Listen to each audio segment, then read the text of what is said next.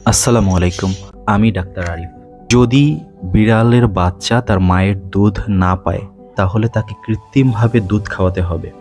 এক্ষেত্রে আপনি এই বিষয়গুলো মাথায় রাখতে পারেন যে, যদি দুধ না পায় তাহলে পাউডার দুধ কিভাবে খাওয়াবেন। পাউডার দুধ খাওয়ানোর ক্ষেত্রে খুব সাবধান হতে হবে, কারণ দুধ খুব ঘন হলে বিড়ালের বাচ্চার ডায়রিয়া হতে পারে। তাই দুধকে পানির সাথে খুব ভালোভাবে মিশিয়ে পাতলা করে তারপর খাওয়াতে হবে। বাজারে বিভিন্ন কিটেন ফর্মুলা পাওয়া যায়, যেটা কিটেন ফুড নামে পরিচিত।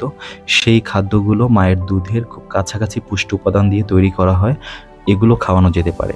আর যদি কিটেন ফুড না পাওয়া যায়, তাহলে গরুর দুধ খাওয়ানো যেতে পারে। এই গরুর দুধে সমপরিমাণ পানি মিশিয়ে পাতলা করে তারপরে খাওয়াতে হবে।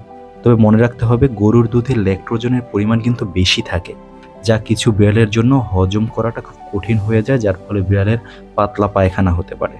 পেজটি এবং ইউটিউব চ্যানেলটি সাবস্ক্রাইব করে সাথে থাকুন। ধন্যবাদ সবাইকে। আসসালামু আলাইকুম।